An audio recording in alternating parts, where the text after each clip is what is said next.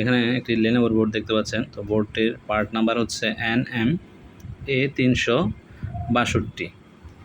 তো ল্যাপটপটির প্রবলেম হচ্ছে, মাদারবোর্ডটির প্রবলেম হচ্ছে যে এটা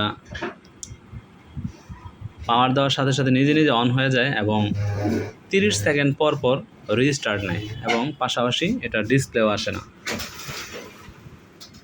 তো এটাকে কয়েকবারই বায়োস করলাম, কিন্তু তারপরেও একই প্রবলেমটা সলভ হচ্ছে না। ওকে, এই যে অন অফ হয়ে গেছে, এখন আবার এই যে রিস্টার্ট নিছে, আবার 30 সেকেন্ড 28-30 সেকেন্ডের মধ্যে এটা অফ হয়ে যাবে। প্রসেসর কিন্তু ভালোই হিট হচ্ছে। তারপরে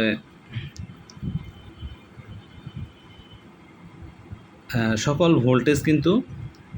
কয়েলে ভোল্টেজ কিন্তু ওকে আছে, মাদারবোর্ডের প্রপার ভোল্টেজ ওকে আছে, বাট তারপরেও কিন্তু ডিসপ্লে আসতেছে না। এই যে আমরা কিবোর্ডে যখন ক্লিক করি, দেখেন কিবোর্ডে কোনো প্রকার ডিসপ্লে কিন্তু নাই।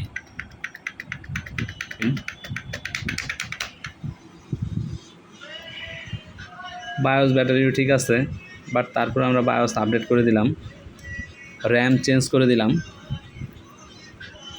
তারপরেও কিন্তু আমাদের প্রবলেমটা রয়েই গেছে। তো এটাই আমরা এখন খুঁজে বের করব যে আসলে কি কারণে এই প্রবলেমটা হচ্ছে, কি কারণে ডিসপ্লে আসতেছে না। র্যাম ভিটিটি চেক করব, তারপরে হচ্ছে এখানে আমাদের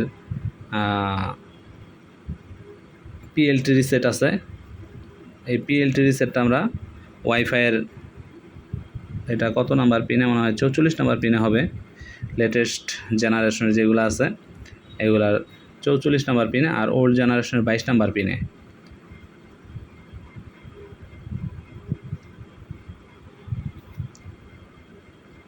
তো কী কারণে আমাদের এটা ডিসপ্লে আসতেছে না সেটা এখন খুঁজে দেখার বিষয় আর কি।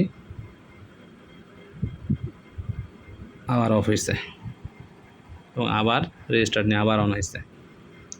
সাধারণত যখনই ডিসপ্লে অ্যাক্টিভেটেড হইতে যায় তখনই হয়তো বা অফ হয়ে যায় বা রিস্টার্ট নেই, এরকম আর কি।